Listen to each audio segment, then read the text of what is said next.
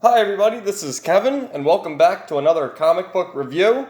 And today we're going to take a look at Justice League Dark number 24, written by Ram V, with artwork by, I hope I get the name right, Amancay Nahuelpan. And this is a very underrated series from DC Comics. In the very beginning of the run, it was written by James Tynion IV, and he was sort of co-writing it into the last arc, in which he handed the writing off to Ram V now so we can focus primarily on Batman.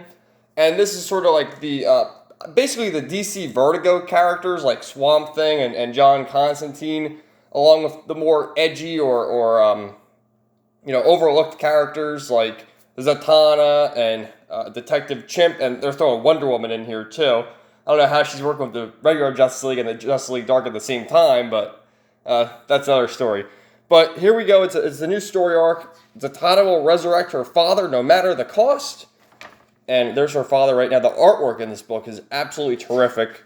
They had this sort of thing about this character in the last book, the Upside Down Man, who's going to be their next main adversary. And he's just a very interesting looking character. You see great artwork with all the main characters. Here's all the women specifically. Detective Chimp, you got John Constantine, Man-Bat, Dr. Fate, and Zatanna. And basically Wonder Woman's talking to Bobo here, Detective Chimp, saying that, she's failed, and, it's always this, I failed and I have to redeem myself sort of thing. But, I mean, the artwork's terrific. Detective Chimp has a couple of funny jokes here, like, I have a magic sword, and it doesn't work half the time. But great artwork, and he's talking about how he went on an adventure with Zatanna. So in the last issue, Zatanna was recovering, and she had a sort of dream or hallucination about the Upside Down Man, and now she wants to go and bring her father back from the dead, and she's battling all these demons looking for the Seal of Solomon and all these crazy things, and she goes back to her old theater, and you see she's like a conspiracy theorist with all the lines trying to connect the dots to use all these, occultic, sort of religious artifacts. It kind of looks like the Star of David or pentagrams and all sorts of crazy stuff. There's the Upside Down Man, all sorts of Easter eggs there while she's drinking away so that she can bring her father back. And, that's the way she talks, like, open the way to the other place. You got to read it kind of backwards. And it's not working for her. And then Detective Chimp here is talking to Man-Bat, and he's talking about how he's receiving samples from Swamp Thing. As you know, in the last issue, if you were following along, they resurrected Swamp Thing. Well, I don't know how he died, but he's back, and just look at the terrific artwork there. And he's got this sort of, they said he's got a symbiosis with the other parliaments, and the green in him is feeding off everything, and it's super cool, and a lot of interesting lore here. And then you have this other subplot with Dr. Fate passing off the mantle to, I guess, his son, Khalid. And, that's the sort of subplot, and they embrace. And it's very nice. More ads. But that was all recap, because in the beginning here, you see, where was it? 1 week ago. So this is all them, talking about what happened in the past. And at this point, Wonder Woman says, we got to go help our friend Zatanna. And you see Zatanna's crying because she couldn't resurrect her father. And then the hand of Wonder Woman comes on her shoulder and helps her back up.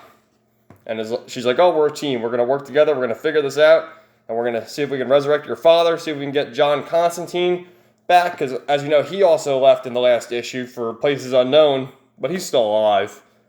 So they're on their way to the other place. And it's just Wonder Woman and Zatanna who are going, and she tells Detective Chimp that he needs to stay behind with Dr. Fate, because he's their last hope if they can't defeat the Upside Down Man. They need Detective Chimp to relay the message and get the young Dr. Fate, Khalid, under control and harness his powers the proper way, and that whole sort of thing. So they go on their way, and Detective Chimp, he's been doing the narrating this whole issue. He pulls out a little note card there from John Constantine. Bobo, if you ever find yourself a patron short at the bar, here's how you can find me. So now that these two are on their way to fight the Upside Down Man, Detective Chimp's going to go see if he can recruit John Constantine, which should be super cool.